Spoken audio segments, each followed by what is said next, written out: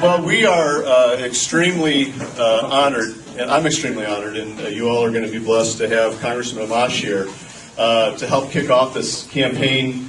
He and I served in 2009 and 10. We didn't know each other as we were going in, and I don't know when it came about. I think probably the first corporate welfare vote that we both saw, we were up in red, on red. You know, we were both no's. That we started getting to know each other better, and it was. You know, it was, well, if you look at my website, it's got Congressman Amash and I talking on the House floor, and I mean, I liked that photo because it's what we did all the time. I mean, there wasn't a vote. I mean, on some of the smallest votes, we would debate and talk and get staff and try to dig deep and understand issues. And, you know, if we weren't sure about even one vote and how we were going to vote, we'd come talk to each other. Or if we were already voting and there, you know, one was red and we weren't sure about that, I'd go run over and talk to him. What did you see that I didn't? And it was a great friendship. It is a great friendship, but we developed it. We joined forces with the MEA and with people on the left when we were fighting corporate welfare. Of course, they were wanting to keep it for more funding in schools. We were wanting it to give tax cuts. But nonetheless, we kind of decided that we'll deal with that after we stop this corporate welfare and picking winners and losers.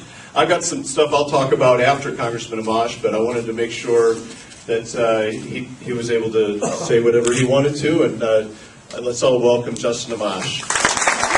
Tom is a dear friend, someone I really admire, someone that we are also proud of, and we really need him in Congress. Let me tell you a little bit about what's going on in Congress, then I'll talk a little more about Tom and why he needs to win this and why we need him there. Things are changing in Congress. Things are improving behind the scenes. And it's hard to see when you look at the votes that are happening on the House floor still. The government is growing. You still have Obamacare.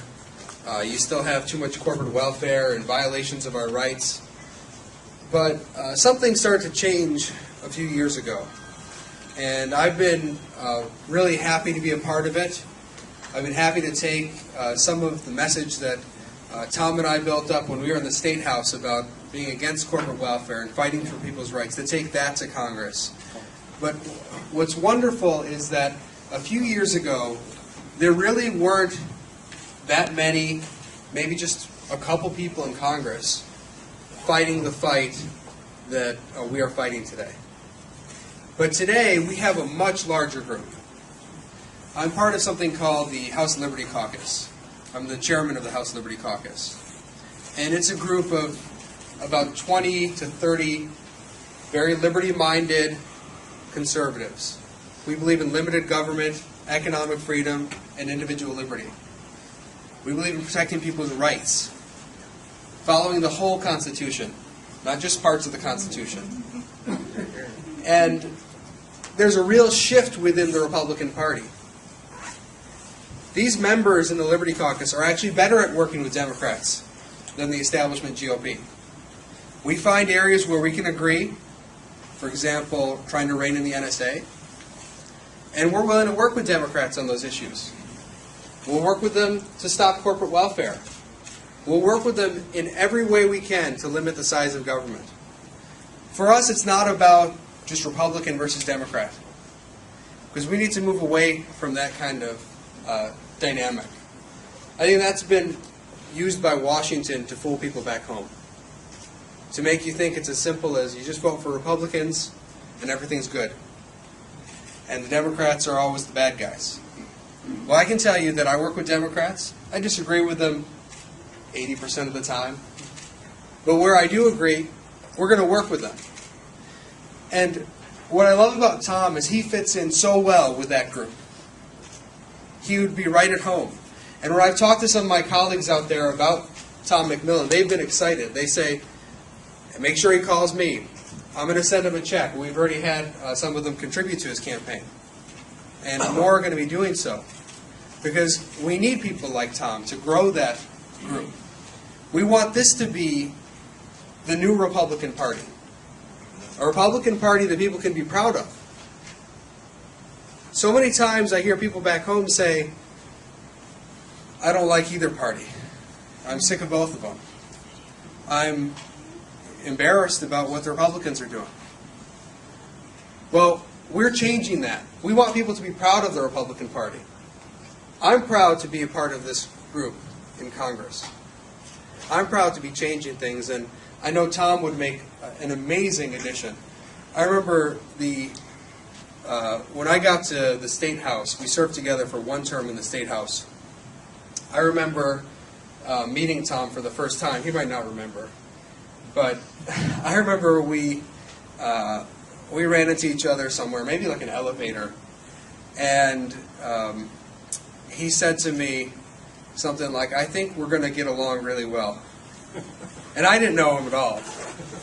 I didn't know him, and apparently he'd been looking up my record or my campaign, and I was like, I thought to myself, this guy doesn't really know me. He doesn't know why I'm here. Because when I ran for the State House, I knew I was running to be different, to be someone who was going to fight both parties and do what was right. Fight for limited government, economic freedom, and individual liberty, regardless of what anyone else in my party was doing. So I didn't expect to have many allies or people who were going to say, yeah, we're going to get along really well. So I was skeptical. But what was amazing is, from the very first vote, from the very first few weeks we were there, I came to recognize that Tom McMillin was an amazing person. Was someone who wanted to do the right thing, who was willing to stand up against both parties if necessary to do the right thing. And he was right. We spent a lot of time talking on the House floor. I mean, this is a true legislator. For so many people who get elected to office, whether in the state legislature or in Congress, it's just theater. It's a show. They like to be on camera and tell you all sorts of things. They don't care one bit about the bills they're voting on. They don't care to read them. They don't care if they're doing the right thing. At most, they'll care about what the title of the bill is. So they can say they did the right thing. Oh, but the title of the bill is Help the Children, so it must be really good. That's the game they play. They go to committee hearings, and they just want to yell at people. Not really concerned about what the legislation is going to do, but they just want to yell at people and make a show. And for so many of them, that is what being in Washington or being in Lansing is about. It's a theater.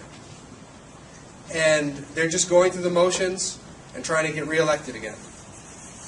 Tom is a true legislator.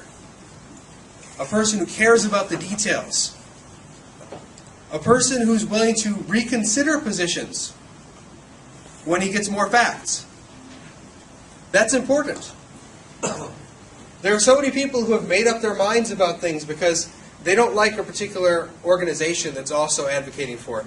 For example, there are so many Republicans out there where if the ACLU were advocating for something, they'd say, oh no, it's ACLU.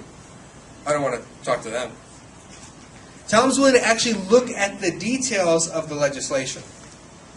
Yeah, we disagree with the ACLU 90% of the time. So what? Sometimes they're pushing for the right thing. Sometimes they're fighting to protect civil liberties in a way that we agree with. We should work with him in those cases. He's not dismissive of those types of things. I remember when I was leaving the State House, I've been working on indigent defense. This is to ensure that people throughout the state have the resources to defend themselves when they're accused of a crime. After all, the state is using its resources to put people behind bars. The state is using taxpayer money to put people behind bars. So shouldn't we care about the poorest people out there who have a difficult time defending themselves because they don't have proper legal representation? So when I started working on that in the State House, it was basically impossible to get Republicans to side with me on that issue. So when I was leaving the State House, we didn't get very far during my time there. Just Republicans didn't want to deal with it. And I said to Tom, this is something I want you to take on. I think this would be something you can pull off when I leave here. And I remember Tom maybe wasn't sure about it at first, but he looked into it. He's thoughtful. We don't have enough thoughtful representatives. He looked into it and decided that this was something he wanted to do. And sure enough, he was able to pass legislation that wasn't able to pass when I was there. And I was so proud of him when he did that.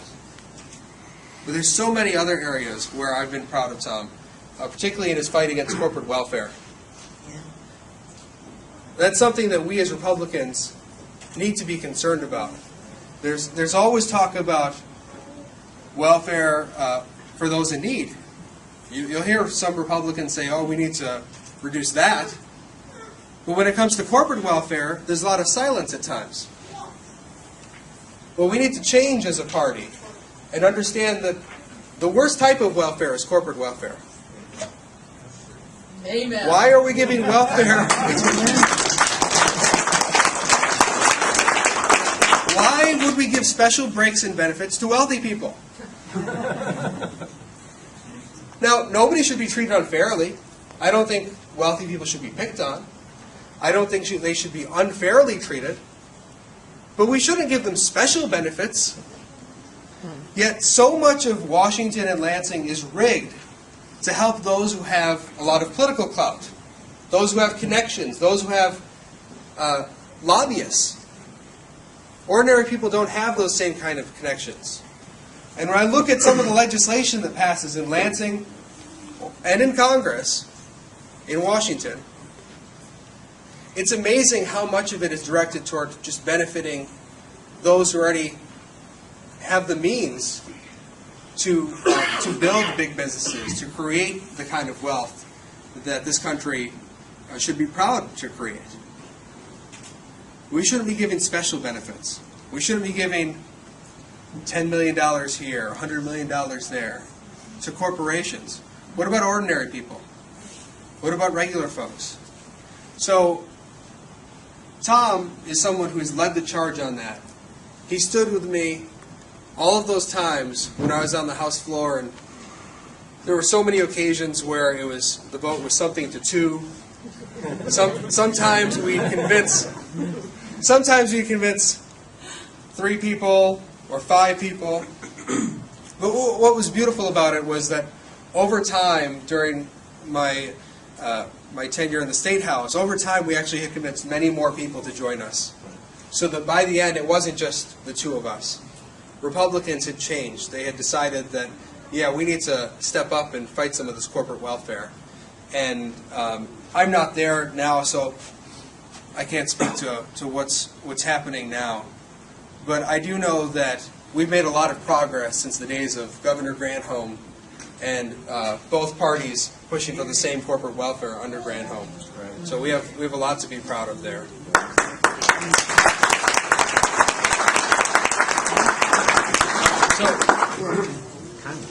So my friends in D.C., my colleagues in the Liberty Caucus are so excited to meet Tom and so excited to welcome him as a part of our group, a part of a caucus that are fighting for ordinary Americans, fighting for limited government, economic freedom, individual liberty. And I will be thrilled on August 5 when Tom McMillin wins, and we'll know that he's going to win in November as well. And we'll know that he's going to be a close ally, and he's going to be a great friend in Congress, not just to me, but to so many of my colleagues over there. So I want to say thank you for doing this, Tom. I've been pushing him to do this.